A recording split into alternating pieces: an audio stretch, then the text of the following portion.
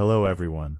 Today, I'm going to talk about the college I attended to get my basic certification as an automotive technician. And I'm going to rate my experience on a scale from 1 to 10, 1 being oh hell no, and 10 being actually pretty nice. First, I'm going to go through everything in order, starting with the job shadowing class. Now with the job shadowing course, you get assigned a professor. For this story, we're going to call mine John. And let me tell you something about John. Dude was an asshole. Now before anyone says I'm overreacting, I only had maybe 2 to 6 interactions with the guy, and I'm specifically talking about those interactions. One of the first things we had to do was an introduction assignment.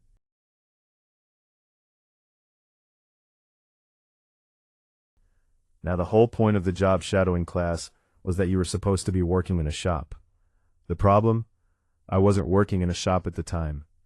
Before this class even started, I had already gotten a job at O'Reilly Auto Parts, specifically store 2116.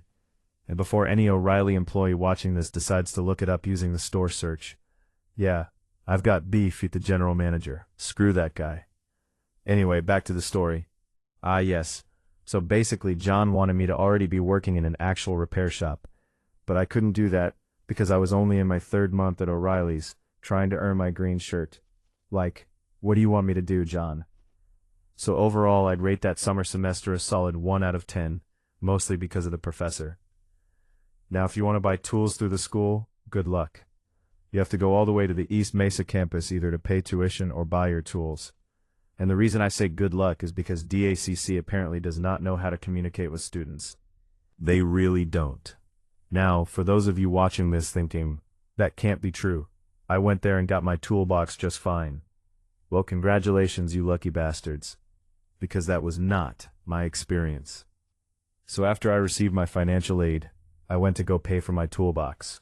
I walk in, and they tell me, "Oh, we're out of toolboxes." And I'm just sitting there like, how? Now, side note, I'm going off memory here, so I don't remember every single word that was said, but this is basically how it went down. They told me they only had about 20 toolboxes available, and they were all already taken. So I asked them, "Did y'all send out an email warning students that there were limited toolboxes available?" And they said no. That's when I told them, it's literally your job to communicate with your students, me being one of them, and let us know important stuff like, hey, we have limited toolboxes for this class. After that, I just left. Then I went to O'Reilly's, back when I still worked there, and bought some tools. After that, I went to Harbor Freight and bought more tools. Then I went back to O'Reilly's and ordered another tool I needed. So overall, I'm giving that whole experience a 1 out of 10 for terrible communication, wasting my time, and making me spend extra money. Now let's move on to the fall semester. During the fall semester, I had basic mathematics and a breaks class. I also had 2 completely different professors on 2 different days, and honestly, compared to the summer semester, things started getting a little more interesting. Now when it came to the basic mathematics class, I had that class every Monday and Wednesday. First thing you're going to need is the textbook. You can honestly just get it online from Amazon or something.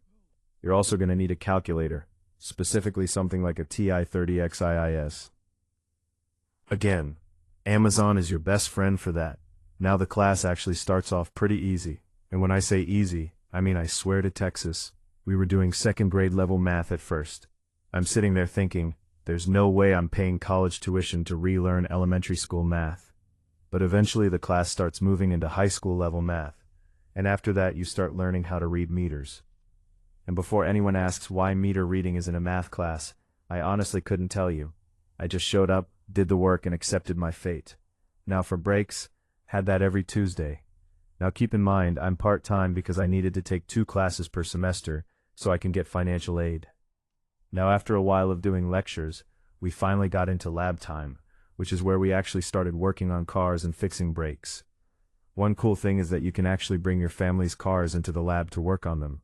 But let me warn you right now, if your family member's car is rough, falling apart, or a straight-up project car, be prepared to curse somebody out at least once during the process. Now, something I should mention about DACC is that apparently they are not responsible if your project car gets stolen, or if parts go missing off of it. And honestly, in the words of Braveheart, "You're fucked." Yeah, because apparently if you leave your project car there overnight, you're basically accepting the risk yourself. According to my professor, we'll call him George, your best option is honestly to just take the car home and bring it back when you need to work on it again. Now, if you've got a trailer, that's going to be a pain in the ass. And if you have to call a tow truck twice a week, congratulations, there goes your money. So honestly, my suggestion is this: work on the car at home as much as possible, and only bring it to DACC if you need access to a lift or a specific tool you don't have. That's probably the smartest way to do it. Now, another thing you need to prepare for is unfinished jobs and waiting around forever for parts. For example, one time we were working on a Toyota Tacoma. We had to replace the brake pads, brake rotors, and calipers, while the parts were ordered through AutoZone. AutoZone brought the pads and rotors pretty quickly, but the caliper? Yeah, we had to wait 3 hours for that thing to arrive. So if you ever end up in a situation like that, do yourself a favor. Bring an Xbox, a monitor, or even a whole TV, so you can watch a movie or binge a show while you wait, because you're going to be there for a while. Overall, I'd give that experience about a 6 out of 10. The actual lab work was fun, but the whole project car situation and waiting hours for parts definitely dragged the score down. Now for my spring semester, I had suspension and my basic engines. Where do I even start? Let's start with basic engine because I had the same professor from the brakes class. Now this professor used to be cool. Notice how I said used to be. Back when the semester started, we were allowed to vape in the shop. I never really asked why, and honestly I didn't care.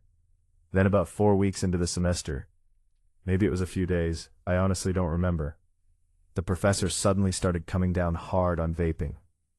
Now from what I was told, here's what happened. Apparently some absolute genius decided it would be a good idea to hit his vape and then blow the vapor directly into the professor's face. Yeah, if you're the guy who did that and we ever meet, and you tell me you were the one responsible, it's on site. The class itself was about engines, how they work, how to diagnose problems, how to repair them, and all the fun stuff you'd expect from an engine class. One day we got 2 vehicles to work on, and one of them was a Dodge Avenger. Now let me tell you something about that Dodge Avenger. We got that car during the 2nd week of the semester, and we still had that car at the end of the semester. Let that sink in. Take your time. You did the math? Good. Originally we started by doing a compression test. The next day the professor told us coolant was getting into the cylinders, which meant the engine had a blown head gasket. Because of our limited lab time, it took us about 2 days just to get the engine pulled out of the car. Now while all of this was happening, we were also working on separate engines that we chose ourselves. The idea was to tear them down, inspect everything, figure out what was wrong, and eventually rebuild them. The problem? Spring break happened. So we lost time there. Then we had to wait another 2, maybe 3 days before we could really start rebuilding the engines and continue working on the Avenger. And honestly, I wish I could tell you we got that Avenger fixed quickly. Did we finish it? No. That's right. An entire semester, 1 vehicle, and it still wasn't finished when finals rolled around. After our final exams, there were still parts that needed to go back into the car. At one point, if I remember correctly, the professor had all of us working on engine components together, things like valve springs and other internal engine parts. Now, to be fair, there were some cool moments in this class. The best part was hearing a classic engine fire up and run after working on it. That's one of those moments that makes you remember why you got into automotive work in the first place. But overall, I'm giving basic engine a 3 out of 10. The only thing keeping it from getting a lower score is getting to see that classic engine come back to life. Now let's talk about suspension. Honestly, I'm not even going to spend a lot of time talking about the class itself, because the professor completely carried it. The dude was cool, funny, and most importantly, he actually knew how to teach. One example that still makes me laugh happened on my first day. We took a test, and I passed it. Meanwhile, somebody who had been in the class longer than me didn't. The professor looks at the other student and says, "Hey, you failed," and he passed, and he's new. I swear the whole class was trying not to laugh. But that's what made him such a good instructor. He knew how to joke around, keep the class entertaining, and still make sure people were learning. You could tell he actually wanted students to succeed, instead of just showing up for a paycheck. So for suspension, 10 out of 10. Great professor. Great attitude, great class. Now that I'm thinking about it, I completely forgot about transmission. I only took a few days of that class because of a scheduling mix-up on my end. The professor happened to be a friend of my dad's, and from the little time I spent there, he was a solid instructor. The coolest part was getting hands-on experience and helping pull a transmission out of a vehicle. Was I there long enough to fully judge the class? Not really, but based on the time I spent there, the professor was great, I learned something, and I got to pull a transmission. That's enough for me. Transmission gets a 10 out of 10. Now before I end this video, I want to talk about the future of the channel. I'm not doing content creation full-time, so I'm going to be recording content whenever I can. Right now I'm a little limited when it comes to cars because I've been helping my dad get our property ready, and a lot of the footage you've been watching throughout this video is from me doing exactly that. On top of that, I'm currently looking for a project car to buy. Once I find one, you'll be seeing a lot more automotive content, repairs, upgrades, and whatever problems that vehicle decides to throw at me. As for video editing and producing more content, I'm still working on getting everything together. Once I really start diving into editing and putting out videos consistently, I'll let you all know. One last thing before I go, I do want to apologize for the AI voice in this video. At the time I was putting this together, I simply didn't have the time to record a proper voiceover myself. There have been a lot of things on my property that needed attention, and my dad and I have been busy with repairs, maintenance, and other projects. Rather than keep delaying the video, I decided it was better to get the content out using an AI voice than not release it at all. I appreciate your patience, and as things calm down and I have more time available, I'll be working on doing my own voiceovers and improving the overall quality of the videos. Thanks for understanding. For now, I just want to say thank you to everyone who has subscribed and watched the channel so far. We're still small, but every subscriber helps.